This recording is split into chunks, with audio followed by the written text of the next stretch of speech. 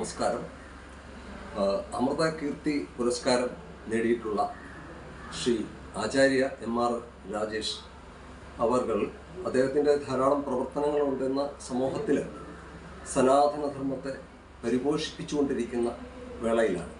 അപ്പോൾ അതിനോടനുബന്ധിച്ചിട്ട് അദ്ദേഹം വേദപുഷ്പം എന്നുള്ള പേരിൽ ദിവസവും വേദസൂക്തങ്ങളെ ആസ്പദമാക്കിക്കൊണ്ട് അദ്ദേഹം ഒരു മന്ത്രം എടുക്കുകയും അതിൻ്റെ വ്യാഖ്യാന സഹിതം പറഞ്ഞ് ജനങ്ങളിൽ ആ അവബോധം ഉണ്ടാക്കാനായിട്ടുള്ള ശ്ലാഘനീയമായ ശ്രമം നടന്നുകൊണ്ടിരിക്കുകയാണ്. അതിൻ്റെ 100ാമത്തെ ദിവസമാണ് ഈ അടുത്ത സമയത്ത് വരുന്നത്.